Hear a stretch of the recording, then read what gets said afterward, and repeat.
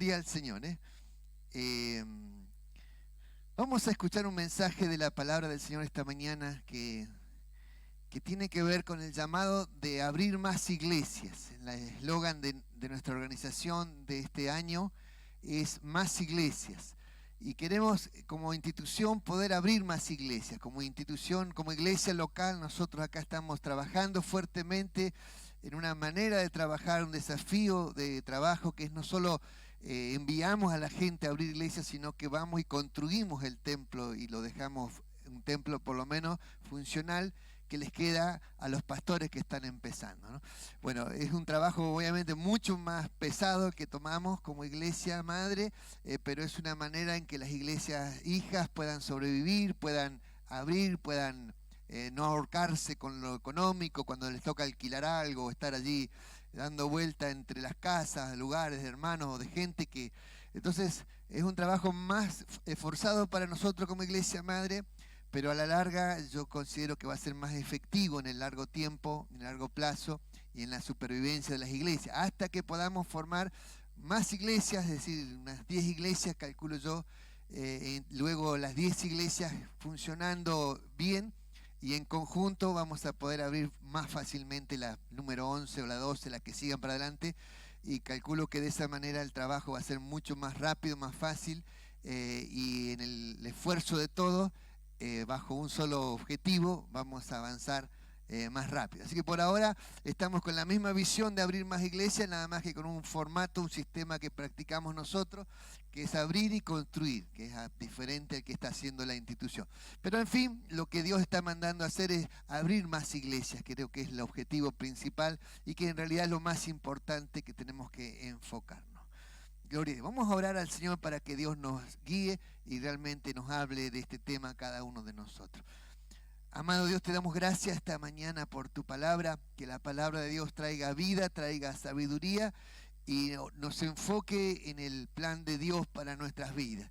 Queremos rogarte tu ayuda, tu guía, dirección y las fuerzas y los recursos que necesitamos para que la iglesia pueda crecer y avanzar cada día más. Gracias por este lugar donde se abrió hace muchos años y que pudimos trabajar desde las bases, y gracias porque tú nos enseñaste, nos formaste y nos diste la forma, el método y la manera de ser para poder trabajar y seguir creciendo. Te pedimos tu bendición y tu cuidado, y que realmente la mano de Dios esté sobre nosotros siempre. En el nombre de Jesús lo pedimos. Amén. Amén. Gloria a Dios.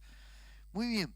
Mirando este tema, no solo es predicar el Evangelio, porque el evangelismo es predicar el Evangelio, pero el evangelismo es la primera parte. Es como decir que si, digamos, cultivar fuese solamente colocar semillas. Entonces el evangelismo es colocar semillas, básicamente.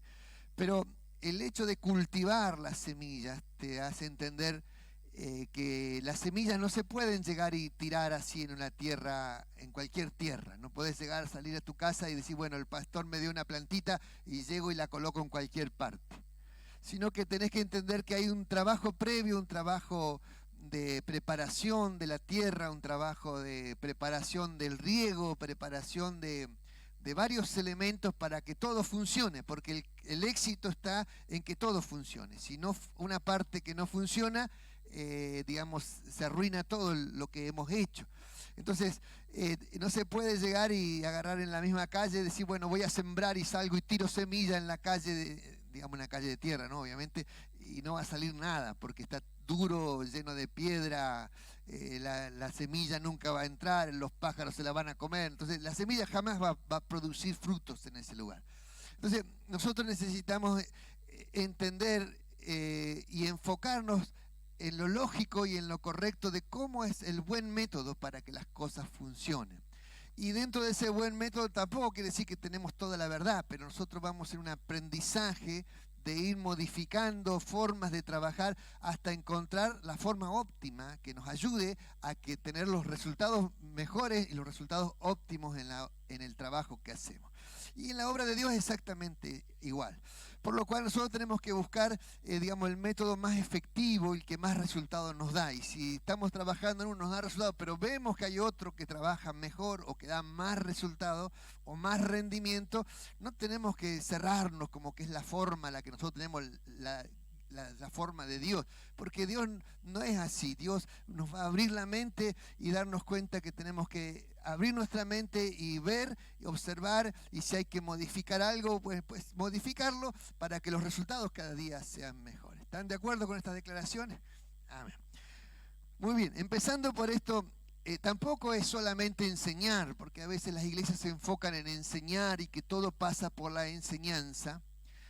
Y a veces enseñar es importante enseñar, pero a veces estamos con 3 personas, 4 personas, estamos años enseñándole esos 4 y al final cuando queremos acordar qué saben esos 4 y no saben nada los 4, porque a la hora de poner en práctica la vida o de orar por la gente, no tienen ni una experiencia, no tienen miedo, porque a veces nos enfocamos en un área como que eso es lo más importante. Entonces hay iglesias que se enfocan en el evangelismo y eso es lo más importante, otros se enfocan en la enseñanza y eso es lo más importante, y a la hora de la verdad nos enfocamos en una pequeña parte del todo. Y no es el todo lo que Dios nos enseñó. Por lo cual nosotros tenemos que tener un enfoque general de lo que Dios nos enseñó.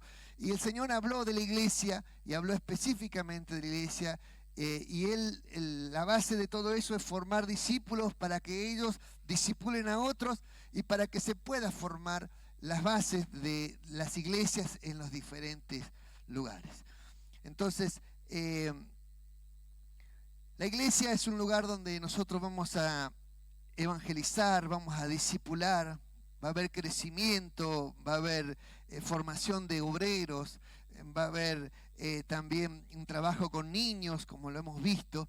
Entonces la iglesia es como una familia, la cual va a poder contener los frutos y va a poder también confrontar a las tinieblas, porque Jesucristo le dijo a Pedro, las puertas del Hades no prevalecerán en contra de la iglesia. Entonces, cuando Jesús habló de la iglesia, y habló de la iglesia como en forma de familia, pero como una institución en sí, y habló de que el enemigo, Satanás o el diablo, no va a prevalecer en contra de la iglesia, por lo cual la que tiene el poder es la iglesia, la que tiene el poder de confrontación y el poder de conquista de terrenos, conquista de lugares. Entonces la iglesia, cuando se establece en un barrio, en un lugar, empieza a conquistar en el mundo espiritual ese lugar y empieza a establecer el reino de los cielos a través de la evangelización, a través de la educación, a través del trabajo con niños, a través de la influencia que la iglesia hace en diferentes lugares. Entonces la iglesia es la que establece el reino de los cielos. Entonces nosotros tenemos que entender una parte por un todo. Entonces no tenemos que enfocarnos solo en una parte de lo que Dios quiere que hagamos, sino en el todo que Dios quiere que hagamos, que es establecer específicamente el reino de los cielos. ¿Cuántos dicen amén? Muy bien.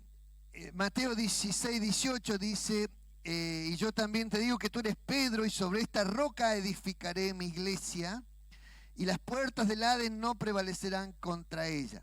Y a ti te daré las llaves del reino de los cielos, y todo lo que atares en la tierra será atado en los cielos, y todo lo que desatares en la tierra será desatado en los cielos. Y esa es la indicación que Dios le dio a Pedro, no como el Papa, como dice la Iglesia Católica, porque Pedro no era el Papa, Pedro era uno de los discípulos solamente. Y Pedro nunca fue el Papa, porque la cuestión del Papa es un invento de la Iglesia Católica, pero no fue lo que Jesús creó ni formó.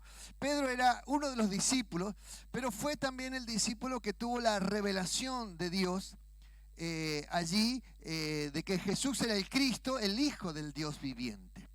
Entonces, Pedro recibió, por causa de haber tenido esa revelación, que fue justamente en ese pasaje donde habla de esa revelación, Pedro tuvo la dicha de que el Señor Jesucristo lo colocó como el líder para que en el inicio de la iglesia él tomase la manija de decir, bueno, ¿para dónde vamos? ¿Qué hacemos? Y Pedro tuvo esa dicha, ¿no? de tener ese privilegio que Dios le dio allí.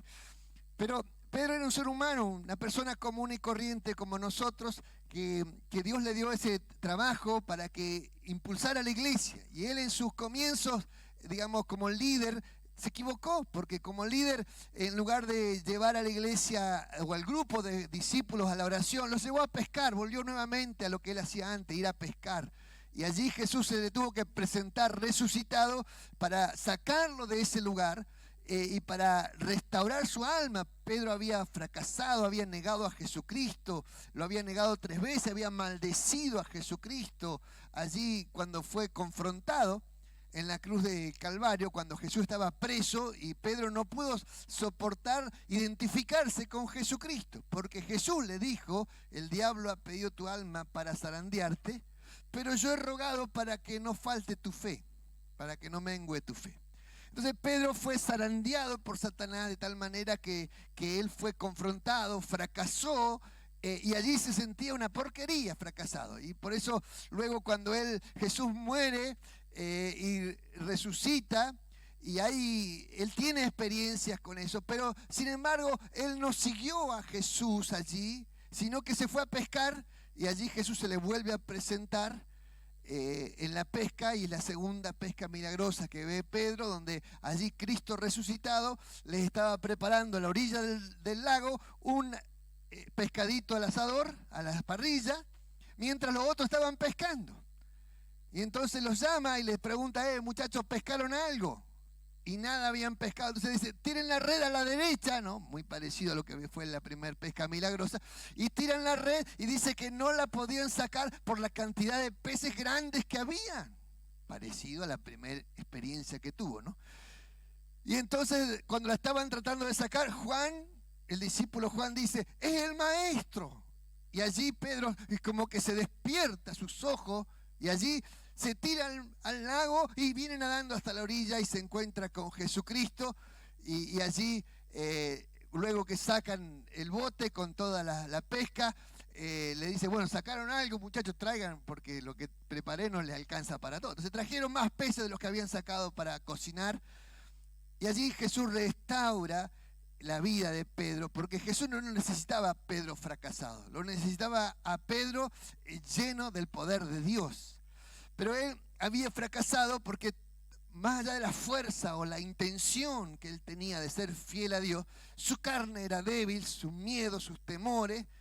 Pero luego que él recibe el bautismo del Espíritu Santo en Hechos capítulo 2, Pedro se llena de la gloria de Dios, se llena del poder de Dios y se vuelve ese líder que Jesús había visionado, ese líder que Jesús necesitaba, que sacara a la iglesia adelante, que empujara a la iglesia para que pudiera la iglesia avanzar.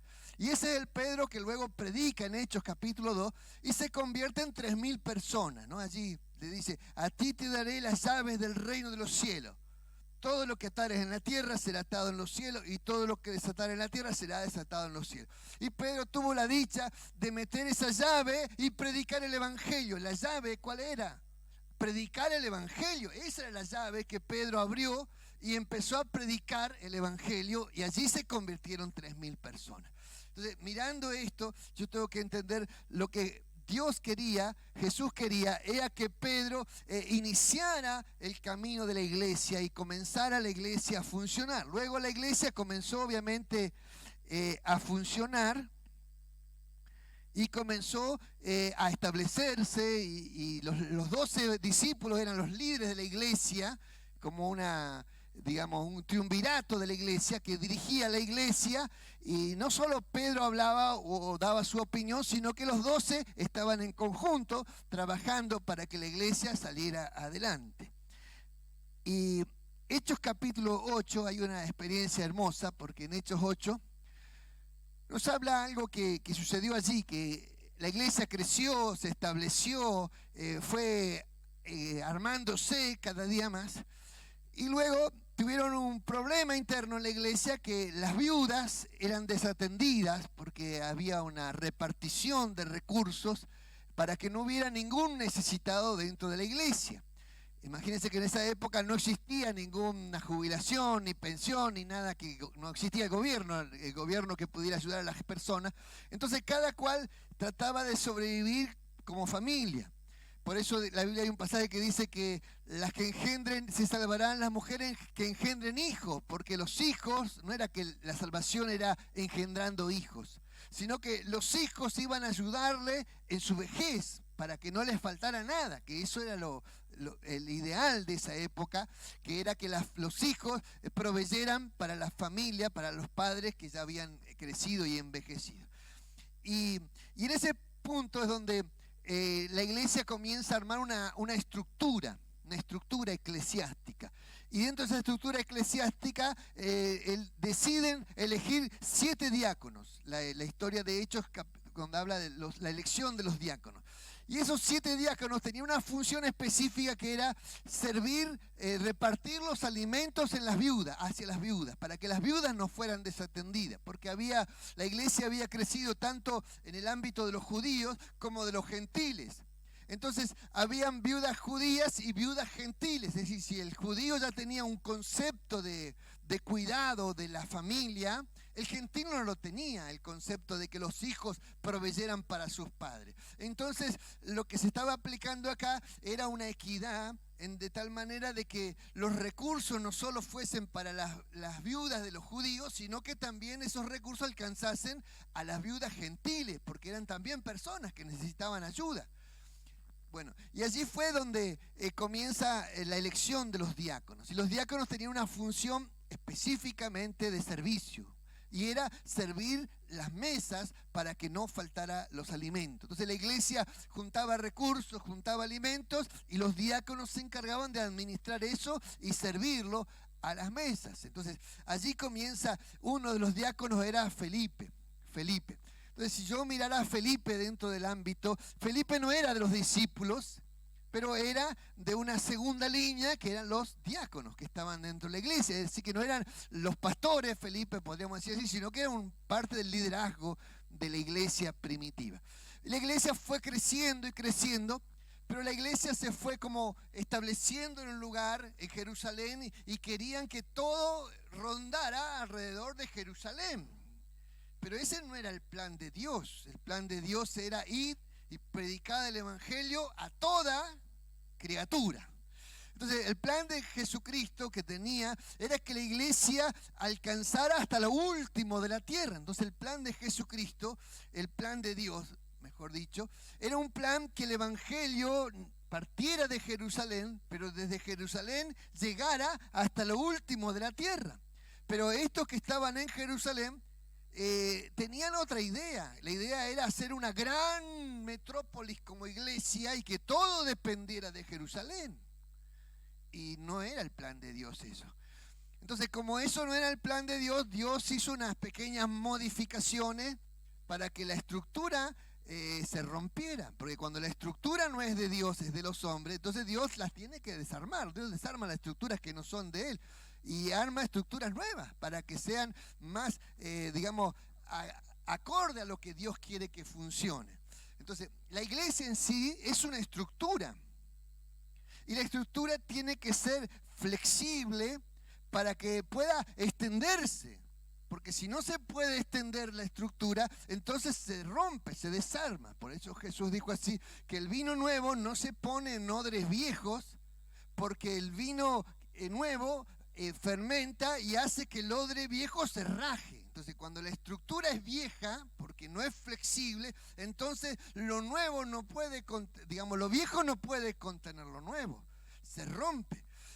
Entonces, la estructura que ellos habían armado estaba bien, funcionaba, pero solamente para Jerusalén funcionaba. Es decir, que en el ámbito local funcionaba perfecto la estructura. Estaban los apóstoles, se dedicaban a predicar la palabra, estaban los diáconos, se dedicaban a administrar los recursos. Es decir, que en Jerusalén no le faltaba nada a la gente de Jerusalén, pero ellos no estaban pensando en los demás.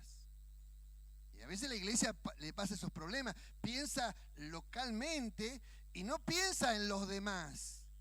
Porque la visión del ser humano es estar cómodo, estar bien, pero no está pensando en la necesidad de Dios de que el evangelio se escuche en todas las partes. Entonces, allí donde se levantan los diáconos, y los diáconos comienzan dentro de la estructura a servir a las mesas de las viudas.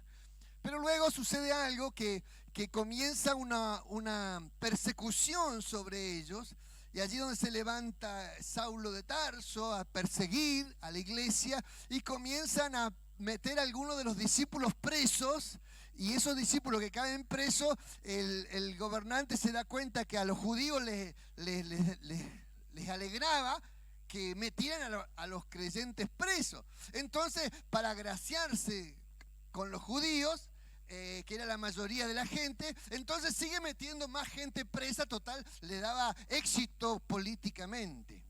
Así que la política se mete a perseguir a la iglesia, porque en ese momento les daba éxito perseguir a la iglesia.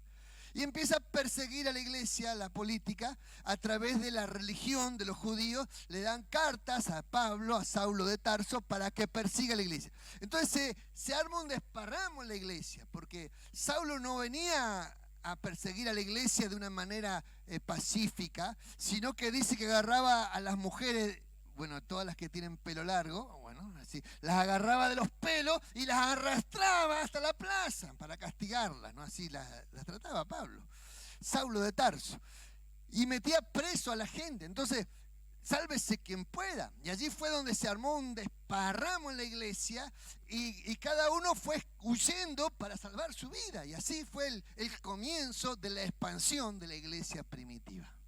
Entonces, cuando uno lee el libro de Hechos, va a darse cuenta de la cantidad de conflictos que hay en ese libro, de problemas. Entonces la iglesia tuvo que huir.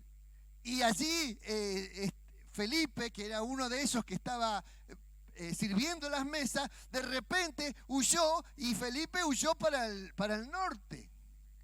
Para el norte.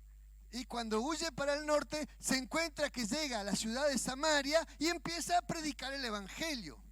Y empieza a predicar el evangelio, y la gente, con un hambre tremenda de Dios, empieza a convertirse, empieza a recibir de Dios, empieza a sanarse, a echar fuera demonios, y comienza una campaña evangelística allí con Felipe solo, predicando el evangelio. Entonces Felipe, asombrado de lo que Dios estaba haciendo con su vida, pide ayuda a la iglesia que estaba en Jerusalén y le dice: mándenme refuerzo porque no puedo solo.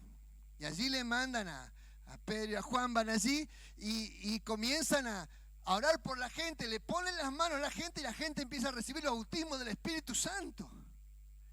Y había un tal Simón, que era un mago, un brujo, y Simón tenía todo el pueblo engañado, y lo tenía engañado con esto, que sus artes mágicas, que eran solo trucos, sus artes mágicas eran el gran poder de Dios. Entonces él mezclaba la magia con la religión. Y eso fue lo que Felipe, cuando llegó Felipe, y no eran engaños ni trucos, eran milagros reales lo que la gente recibía. Entonces la gente quedó asombrada diciendo: este es el gran poder de Dios. Como diciendo, lo que hacía este otro Simón eran todos mentiras. Y allí fue donde vinieron los discípulos y oraron por la gente, y cuando ponían las manos, la gente recibía el bautismo del Espíritu Santo. Entonces Simón, cuando vio eso, él agarró y dijo: denme a mí ese poder para que a quien yo quiera le ponga las manos y reciba el Espíritu Santo. Y entonces le ofreció plata para comprar ese poder. Y Pedro ahí nomás lo agarró al Simón y le dijo: veo que estás en hiel de amargura y en prisión de oscuridad, porque el don de Dios no se compra con oro ni plata. Bueno, la cuestión es que era un tremendo mover de Dios que estaba allí en Samaria, que está al norte de Jerusalén. Y luego Pedro y Juan volvieron a Jerusalén, y se quedó Felipe allí predicando y hablando de Dios en los diferentes pueblos, ¿no? Y luego el Espíritu Santo le dice, allí vamos a leer ahora versículo 26, un ángel del Señor habló a Felipe diciendo: levántate y ve hacia el sur por el camino que desciende de Jerusalén a Gaza, el cual es desierto. Entonces él se levantó y se fue. Y sucedió que un etíope eunuco, funcionario de Candace, reina de los etíopes, el cual estaba sobre todos sus tesoros, y había venido a Jerusalén para adorar, volvía sentado en su carro y leyendo al profeta Isaías, el Espíritu dijo a Felipe: acércate y júntate a ese carro. Y acudiendo Felipe le oyó que leía el profeta Isaías y dijo: ¿pero entiendes lo que lees? Y dijo: ¿cómo podré si alguno no me enseñare? Y rogó a Felipe que subiese y se sentase con él. Y el pasaje de la escritura que leía era este: como oveja a la muerte fue llevado, y como cordero mudo delante del que lo trasquila, así no abrió su boca. Y en su humillación no se le hizo justicia, mas su generación, ¿quién la contará? Porque fue quitada de la tierra su vida. Y respondió el eunuco y dijo: te ruego que me digas de quién dice el profeta esto, de sí mismo o de algún otro. Entonces Felipe, abriendo su boca, comenzando desde esta escritura, le anunció el evangelio de Jesús. Y yendo por el camino llegaron a cierta agua, y dijo el eunuco: aquella agua, ¿qué impide que yo sea bautizado? Y Felipe dijo: si crees de todo corazón, bien puedes. Y respondiendo dijo: creo que Jesucristo es el Hijo de Dios. Y mandó a parar el carro, y descendieron ambos al agua, Felipe y el eunuco, y le bautizó. Y cuando subieron del agua, el Espíritu del Señor arrebató a Felipe, y el eunuco no le vio más, y siguió gozoso su camino. Pero Felipe se encontró en Azoto, y pasando anunciaba el evangelio en toda la ciudad hasta que llegó a Cesarea. Alabado sea el Señor. Mirando esta hermosa escritura, bien pintoresca, porque tiene un montón de matices hermosos y muchos temas para tocar, pero voy a enfocarme específicamente en la fundación de iglesia, que es el tema que tocó esta mañana. Dentro de este tema yo encuentro que Dios tenía planes, y Jerusalén estaba acá, para que se ubique geográficamente, y Felipe salió huyendo para Samaria, que Samaria estaba al norte, para acá. Y entonces, estando predicando y haciendo todos los milagros que hacía en Samaria, y Dios lo estaba usando a Felipe en Samaria como un evangelista, porque le quedó luego el título de Felipe el evangelista, le quedó el título a él. Así que todos los que tienen ganas de ser evangelista, el título es importante, pero yo no sé lo que va a querer Dios con sus vidas. Pero le quedó el título, Felipe el evangelista. Y estaba allí en Samaria predicando, y Dios le dijo a Felipe que se fuera al sur, al camino que va de Jerusalén a Gaza. Entonces Jerusalén está ahí, y Felipe tuvo que venirse hasta el sur, para acá. La pregunta que hago yo: ¿por qué Dios nos llamó a los que estaban en Jerusalén? Porque estaban más cerca los de Jerusalén. No, pero Dios quería a Felipe. Y Felipe tuvo la experiencia gloriosa de estar allí, un camino desierto que no pasa nadie. Dice: colócate así, y estaba Felipe y no pasaba nada en el desierto. Y de repente ve un carro con caballos que venía, y ve a alguien leyendo un rollo de la escritura, la Biblia. De otra forma, en esa época era un rollo, pero la Biblia, leyendo eso, y estaba leyendo en voz alta. Raro, ¿no? Ver a alguien leyendo en voz alta, pero él venía leyendo en voz alta, tratando de entender. ¿Y qué leía? Profeta Isaías, a ver. Y tenía una gran confusión. Como oveja fue llevado, dice, y como cordero mudo delante. ¿Quién entiende esta escritura? A ver, de los que están acá. Vuelvo a leerla para que la escuche y la pueda entender. Como oveja a la muerte fue llevado, y como cordero mudo delante del que lo trasquila, así no abrió su boca, y en su humillación no se le hizo justicia, mas su generación, ¿quién la contará? Dice: porque fue quitada de la tierra su vida. ¿Quién entiende esta escritura? ¿De quién hablaba esa escritura? ¿Todos la entienden? Levante la mano el que la entiende. Significa que ya están todos listos. Porque la entiende. El eunuco no la entendía. Y decía: ¿de quién habla esto? ¿De sí mismo o de algún otro? Y usted ya tiene la revelación de que habla de quién. Ya le dio revelación Dios, así que ya está listo. No hay excusa acá. Ya entendió la escritura, así que no hay excusa. La cuestión que Felipe, el Espíritu Santo le dice: acércate acá al carro, y se acerca al carro y le hace la pregunta de abajo del carro: ¿pero entiendes lo que lees? Y dice: ¿cómo voy a entender si no hay nadie que me lo explique? Entonces le pidió que se suba al carro, y iban avanzando en el carro, y él empezó a predicarle. Desde esa escritura le habló la predicación de Jesucristo. Y el eunuco se convirtió. Es decir, se convirtió arriba del carro, es decir, en el viaje se convirtió. Y se convirtió de tal manera que él entendió que tenía que bautizarse. Y entonces cuando Jesús le habló, Felipe le habló del bautismo, entonces él dijo, aquí hay agua, ¿qué impide que yo sea bautizado? Tal vez un arroyito pasó por allí, y entonces pararon el carro, bajaron al agua, y así nomás, ¡pum!, lo bautizó en el medio del campo. Y si entiende bien la escritura, de repente el Espíritu Santo arrebató a Felipe, significa que Felipe desapareció después del bautismo, y apareció en Azoto, 30 kilómetros más al sur. Estamos allá, Jerusalén, Asdod, Azoto, a la orilla del mar. Una ciudad de los filisteos era Azoto. Allí aparece Felipe. Y de repente el Espíritu Santo lo transportó. Cuando uno lee esos textos de la Biblia, por eso es sumamente pintoresco este texto bíblico. Entonces, nosotros somos creyentes en la palabra de Dios, por lo cual creemos lo que dice, que el Espíritu Santo lo arrebató y lo llevó y apareció en otro lugar. Y cuando llegó a ese lugar, dice la Biblia que el eunuco se quedó solo con una tremenda experiencia sobrenatural, porque te imaginas que alguien se te desaparezca delante de los ojos. Pero sin embargo dice que siguió gozoso su camino y se fue hasta Etiopía, de donde él era. Muy bien, pero Felipe se encontró en Azoto y apareció acá. ¿Y qué hizo Felipe? Siguió predicando el evangelio. Y empezó a predicar en todas las ciudades que estaban allí a la orilla del mar Mediterráneo. Todas las ciudades, pasó por las líneas de Jerusalén, siguió predicando, pasó por Samaria, siguió predicando y se asentó en Cesarea allí. Y en Cesarea se asentó y allí tuvo 4 hijas que fueron profetisas.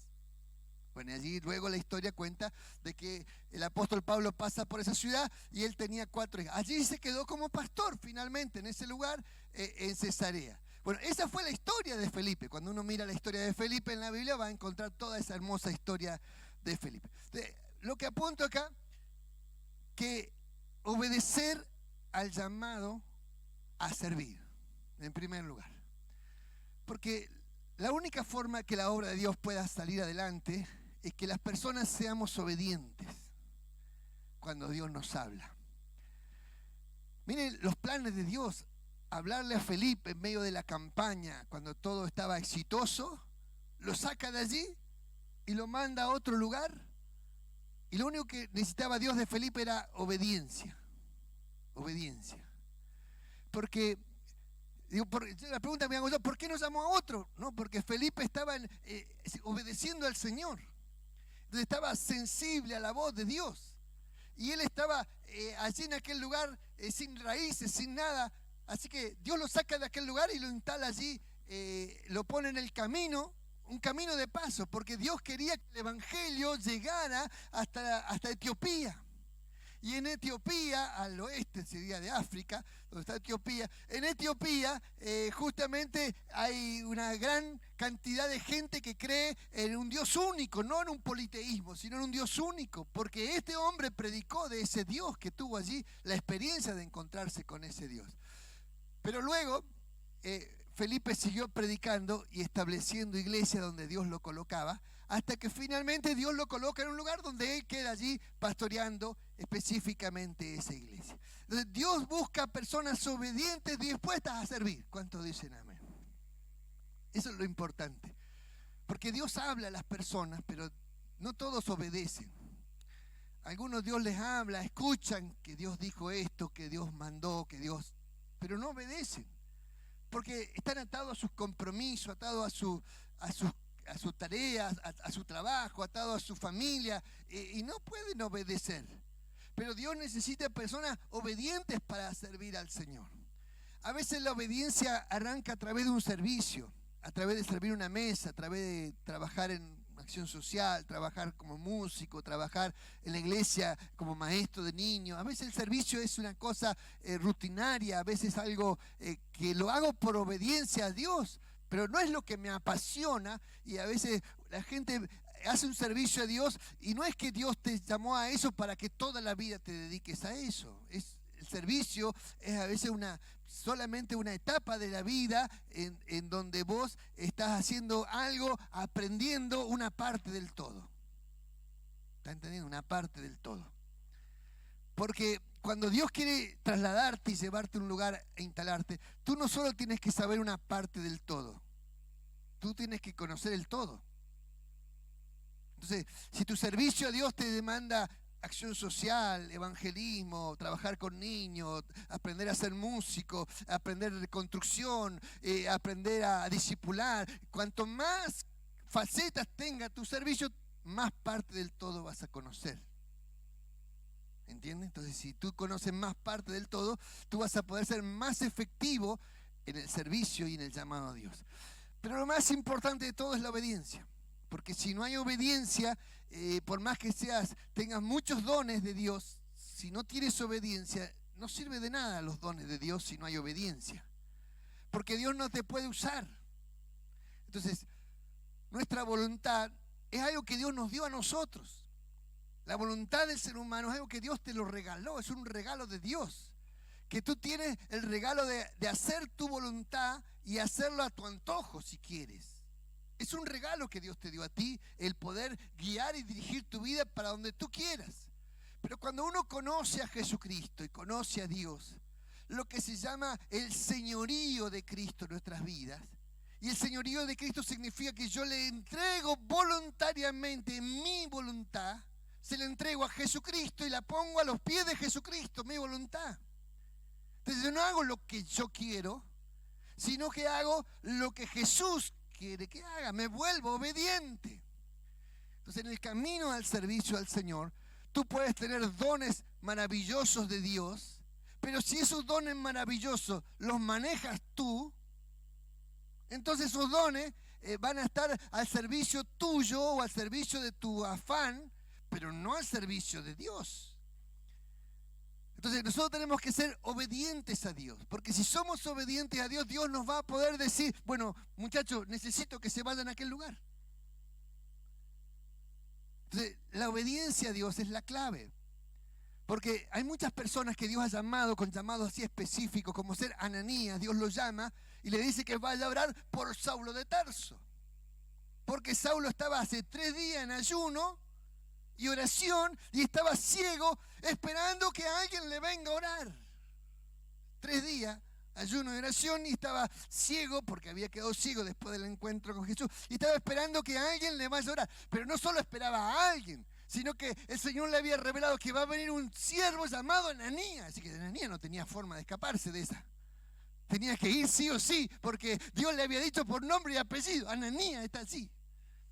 Entonces, entender la obediencia es tan importante, porque la obediencia significa que tú puedes convertirte en un instrumento de Dios, puedes convertirte en la bala de Dios, en la flecha de Dios. Tú te puedes convertir en esa persona que abre el camino de Dios a ese lugar. Dios usa las circunstancias que nos rodean, la usa para su voluntad. Por eso dice, a los que aman a Dios, todas las cosas les ayudan para bien. Entonces Dios usa la persecución, la usa para extender el reino de Dios. Los problemas los usa para extender el reino de Dios. Dios usa la política, cuando te ataca, la usa para extender el reino de Dios. La política cuando te apoya, la usa para extender el reino de Dios. Entonces nuestra fuerza y nuestro crecimiento no depende de la política, ni tampoco va a depender del gobierno, de quien esté arriba o quien esté donde esté. Va a depender de Dios, porque nosotros decidimos poner a Dios como el Señor de la iglesia, amén. Entonces Dios va a impulsarnos para donde Él quiere. ¿Cuántos dicen amén? Alabado sea el Señor. Servir donde hay necesidad. Cuando nosotros empezamos a servir donde hay necesidad, Felipe fue elegido porque había una necesidad. La necesidad era las viudas desatendidas. Entonces, servir donde hay necesidad. Entonces, cuando una persona está dispuesta a servir, va a haber la necesidad. Y vamos a ver necesidades de diferentes índoles, necesidades de hambre, necesidad de abrigo, necesidad de casa, necesidad de apoyo, necesidad de educación, necesidad de aprendizaje, necesidad de infinidad de necesidades. Cuanto más observamos la sociedad, hay más necesidades que vemos. Entonces, servir es justamente donde hay necesidad. Cuando servimos vemos las necesidades, porque empezamos a ver las necesidades. Y a veces las necesidades se manifiesta en una crítica. Entonces, cuando alguien está diciendo, pucha, ¿por qué en esta iglesia no se hace esto? Y bueno, usted, en lugar de decir, me gustaría hacer esto, en lugar de decir, ¿por qué no se hace? Entonces, la gente empieza a manifestar la necesidad a través de la crítica. Ve lo que otro no ve. Dice, pucha, ¿por qué el pastor no visita? Y tal vez Dios te está mandando a ti a visitar porque tú estás viendo la necesidad. Nada más que en lugar de visitar es más fácil criticar. Entonces la manifiestas en crítica. Entonces, todo lo que usted vea como necesidad, entonces tiene que darse cuenta que es una manera en que Dios te habla y te muestra. El que pone la idea pone el hombro, decía mi amigo. Así que tiene idea, ponga el hombro. Porque es fácil la idea, pero poner el hombro es difícil. La sociedad, donde quiera que uno va, está perdida. Donde quiera que vayamos. Donde quiera que usted, cualquier ciudad que usted vaya, hay gente perdida. Diferentes tipos de perdiciones que la gente está. Estamos en una sociedad podrida. Y no va a ser mejor para adelante, va a ser cada día peor. Segunda de Timoteo 3 dice así, del 1 al 12. También debes saber esto, que en los postreros días vendrán tiempos peligrosos, porque habrá hombres amadores de sí mismos, avaros, vanagloriosos, soberbios, blasfemos, desobedientes de los padres, ingratos, impíos, sin afecto natural, implacables, calumniadores, intemperantes, crueles, aborrecedores de lo bueno, traidores, impetuosos, infatuados, amadores de los deleites más que de Dios, que tendrán apariencia de piedad, pero negarán la eficacia de ella. A estos evita, porque de estos son los que se meten en las casas y llevan cautivas a las mujercillas, cargadas de pecado, arrastradas por diversas concupiscencias. Estas te están siempre aprendiendo y nunca pueden llegar al conocimiento de la verdad.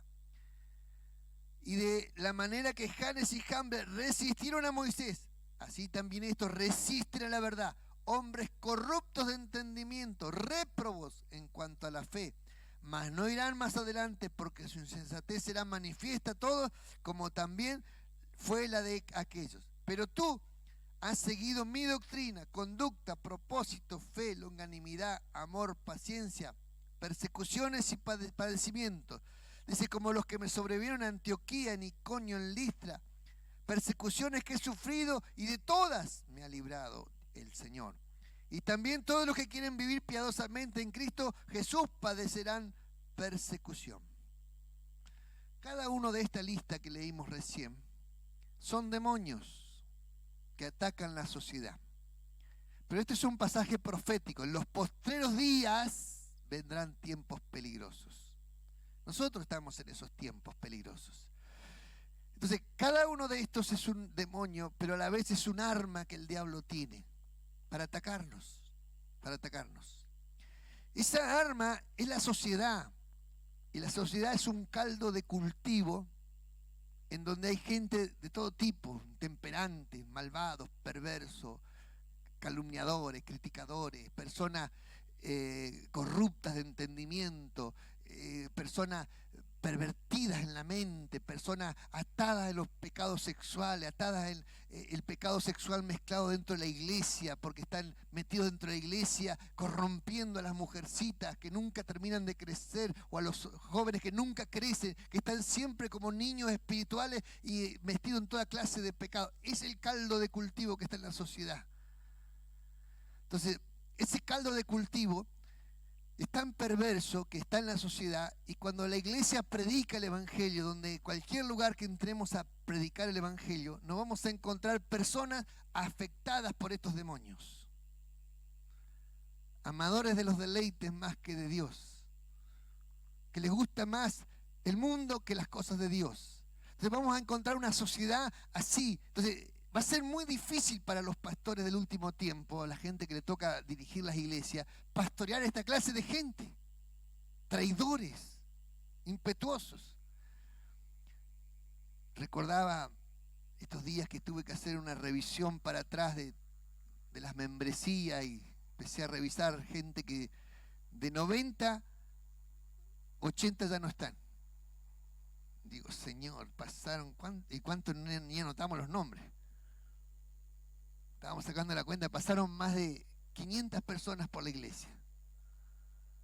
Digo, Señor, tan mal pastor he sido yo que se me ha ido tanta gente.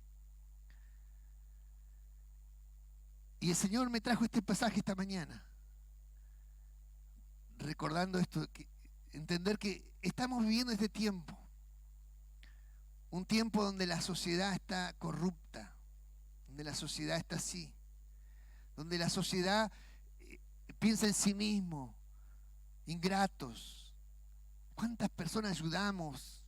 Hasta durmieron en nuestra casa, vivieron, les dimos casa, les dimos techo, ingratos que después ni se acuerdan de nosotros. Personas que nos traicionaron, nos sacaron crédito, les pagamos los créditos y nunca devolvieron nada. Personas que usaron nuestra tarjeta de crédito, les compramos pasajes, nunca devolvieron nada. Gente ingrata. Personas que fueron así, nos usaron. No hemos sentido el papel higiénico de muchos de ellos.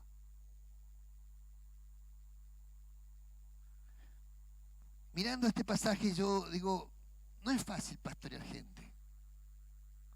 Pero es el llamado de Dios. Es el llamado de Dios que Dios nos ha hecho. Y después Dios me reveló, son demonios que utiliza el diablo y armas que utiliza para destruir. Con esas armas ataca, con esas armas destruye, con esas armas carcome la iglesia, quiere carcomer el cuerpo de Cristo, quiere destruir, atacar de tal manera que el cuerpo de Cristo no pueda crecer, no pueda avanzar. Pero Jesús nos llamó a deshacer las obras del diablo. Así que la tarea de la iglesia básicamente es deshacer todas las artimañas del diablo. Todas estas armas que utiliza, nosotros tenemos la obligación de trabajar con la mente realmente abierta, porque si no pensamos que esos ataques son contra nosotros, pensamos que nosotros no nos aman, no nos quieren, nos odian, y no somos nosotros el problema es los demonios que atacan la sociedad, no somos nosotros. Son los demonios que atacan la sociedad. Entonces la sociedad está atacada por diferentes demonios que están haciendo un caldo de cultivo para que haya maldad, que haya violencia, que haya delincuencia, que haya robo, que haya droga, que haya un montón de gente que se mata por nada, por un celular, por un chiste, por una imagen, por una cosita de nada. Los pibes hoy en Plotier agarrándose a las patadas, pero intemperantemente, crueles. Que por una pavada a una chica le estaban pegando patadas, y no podían medir el nivel de violencia que están haciendo. Eso está en nuestra sociedad, no estoy hablando de Buenos Aires, estoy hablando de Plotier. Bueno, eso es lo que pasa en nuestra sociedad. Antes parecía que la maldad estaba lejos, pero ahora la maldad está en todas partes. Pero Dios nos mandó a luchar contra esos. Dice, cuidado de no contagiarse, que nosotros terminemos haciendo lo mismo. Por eso a un profeta le dijo, conviértanse ellos a ti y tú no te conviertas a ellos. Conviértanse ellos a ti y tú no te conviertas a ellos. Miraba para atrás la lista y hay cosas que nos hacen mucho daño como personas, como líderes, la crítica. Y yo decía, Señor, el diablo me atacó, me trabajó, cómo me luchó. Y eso que fue una sola arma o dos armas de estas que están acá que usó contra mi ministerio, que usó contra nosotros. Imagínate si hubiese usado todas las armas. Yo no sé si sobrevivía. Pero Dios tiene que despertarnos. Por eso el consejo es este, que dice el apóstol Pablo aquí. Pero tú has seguido mi doctrina. Y allí viene. ¿Qué tenemos que tener para poder vencer? Doctrina. Tenemos que saber en qué creemos. Saber cuál es la verdad. Tenemos que tener doctrina de cómo hacemos las cosas. ¿Por qué la honestidad? ¿Por qué la verdad? ¿Por qué el amor? ¿Por qué el servicio? Tenemos que tener doctrina. ¿Por qué creemos en un Dios invisible, en un Dios que no necesita imágenes, que no tenemos que tener ídolos? ¿Por qué es un Dios a quien adoramos? Doctrina. Doctrina. Conducta. Tenemos que tener conducta. Una conducta creíble, una conducta leal, una conducta auténtica. No de una temporadita, sino una conducta permanente. Realmente tiene que haber en nosotros conducta. Una conducta correcta, que Dios está en nosotros, que vivimos una verdad. No que predicamos una verdad, que vivimos una verdad. Eso es conducta. Tenemos que tener conducta. Si no hay conducta, no somos creíbles. Conducta de que podemos permanecer. Dice conducta, propósito. Tenemos que tener propósito de vida. Entender que hay un propósito por el cual Dios nos llamó. Hay una forma que Dios trató con nosotros, porque no todas las personas tienen el mismo trato de Dios, pero el trato de Dios es para lo que Dios te está formando. Dios, para que tú seas fuerte, Dios tiene que tratarte de una manera u otra para que logre en ti fortalecer tu cuerpo. Propósito, fe. Tienes que tener fe para vencer, fe para desarrollar cosas, fe para plantar. Amén. Fe. Fe para creer, para desarrollar a las personas. Todas las personas tienen algo bueno adentro, todos. Algo bueno hay en ti.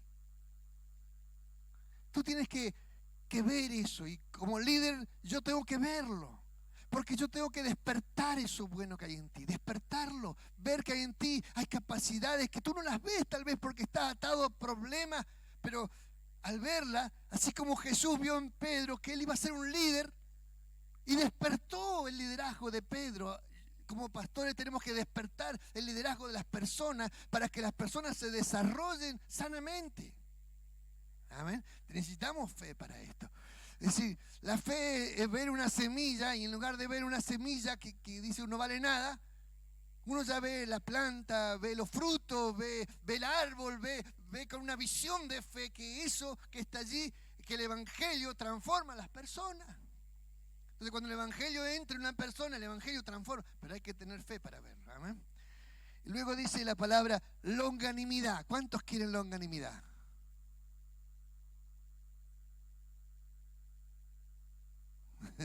La gran pregunta, ¿qué es longanimidad?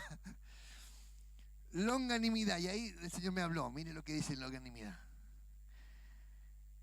La paciencia, la constancia de ánimo y la fortaleza para soportar la adversidad prolongada. Eso es longanimidad. Entonces, la longanimidad necesitamos tenerla, pero es poder soportar con paciencia el maltrato prolongado. Eso es longanimidad. Y está en la Biblia. Y estaba escrito ahí. Yo lo leí un montón de veces, pero la tuve que vivir para aprenderla. Longanimidad, amor, paciencia, persecuciones y padecimientos. Tenemos que tener todo esto, hermano, porque predicar el evangelio no es nada fácil. Establecer la iglesia tampoco es nada fácil. Trabajar sobre las personas no es fácil.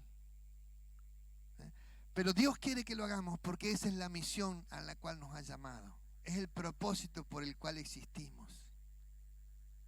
Amén. Dios quiere que levantemos más iglesias. Dios quiere que se levanten más obreros, más líderes, más personas con un llamado de Dios. Y quizás a algunos le esquiva el llamado de Dios porque ve lo difícil que es. Pero no se haga problema porque el llamado de Dios es algo glorioso. Es algo extremadamente poderoso. Porque es el único lugar donde tú vas a ver la transformación real de las personas. Donde tú vas a ver el cambio real de las personas. Porque lo vas a ver como la palabra de Dios entra al corazón y transforma la vida, cambia a una persona triste, amargada. Dios la cambia y la vuelve una persona feliz y luego una persona exitosa cuando Dios sigue obrando en la persona. Entonces, tú estás sentado en la primera fila y Dios te permite observar en carne propia el llamado y la transformación de la gente. Eso es el llamado de Dios, es algo sumamente privilegiado. Entonces, cuando Dios llama a las personas, comienza a hacer una obra maravillosa a través de la gente.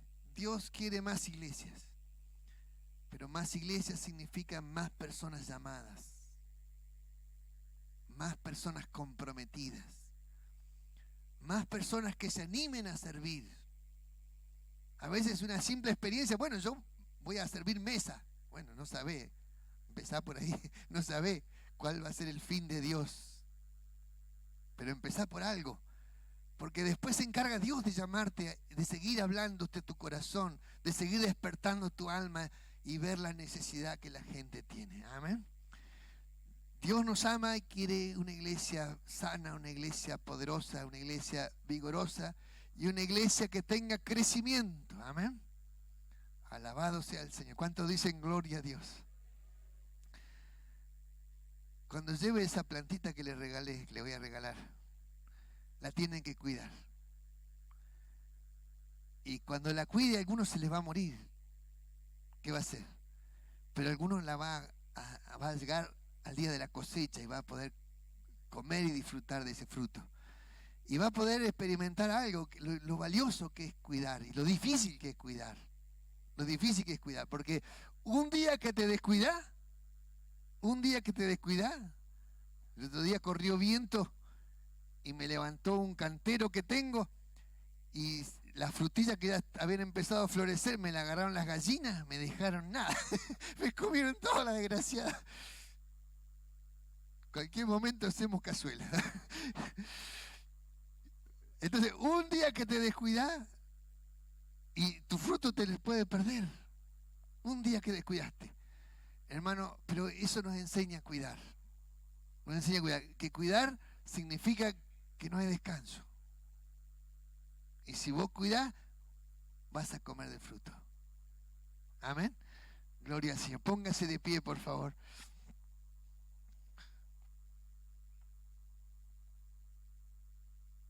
Dios está llamando a la gente. Porque en el plan de Dios, Dios quiere más iglesias. En el plan de Dios.